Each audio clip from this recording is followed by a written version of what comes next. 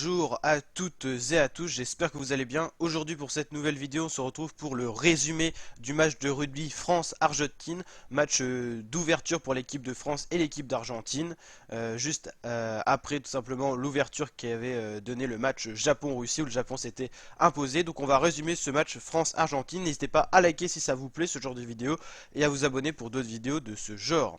Donc dans la première mi-temps de ce match France-Argentine, la France a été nettement dominante en mettant de l'intensité de jeu, du rythme et également de la vitesse. Ça a permis des essais marqués assez rapidement par Gaël Fickou à la 18e minute, essai qu'il faut souligner a été transformé. Et on a enchaîné avec Antoine Dupont à la 22e minute. Alors vraiment dans les 30 premières minutes de la première mi-temps, on a vraiment mis du rythme et on a mis en difficulté les Argentins qui n'ont eux marqué que 3 points dans la première mi-temps. Et nous on avait déjà 20 points. Tout simplement dans cette première mi-temps. Donc à la mi-temps on avait 23, on menait largement, les Argentins étaient en difficulté, on voyait les Français confiants, ça se voyait sur leur visage tout ça, et à la rentrée après donc la mi-temps, bah, on a vu tout simplement une équipe d'Argentine métamorphosée et la France, elle, a totalement sombré. Alors que des attaques argentines. Alors au début la défense française qui était assez solide, faut le souligner, a résisté. Puis au bout d'un moment on a fini par craquer et à la 43e minute c'est pas Gadizaval qui a marqué, donc c'est assez rapidement laissé. Hein. Au début on résistait mais c'était vraiment coup sur coup, c'est-à-dire que ces 3 minutes elles ont paru hyper longues et puis finalement on n'a pas résisté aussi longtemps que ça parce qu'au bout de 3 minutes on prend un essai. Après, on a encore essayé de résister, ça a renchaîné avec un deuxième essai de Montoya. Qu'une transformation, c'est ça aussi qu'il faut souligner, c'est le jeu au pied des Argentins n'a pas été super au niveau des transformations. C'est peut-être aussi ce qui a permis à la France de s'imposer 23 à 21. On a vraiment été en difficulté, donc on n'a pas été chercher d'essai dans la seconde période. Donc pas forcément pas de transformation.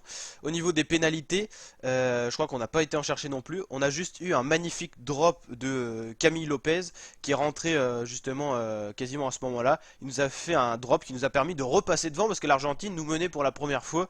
Il devait mener 21 à 20 je crois.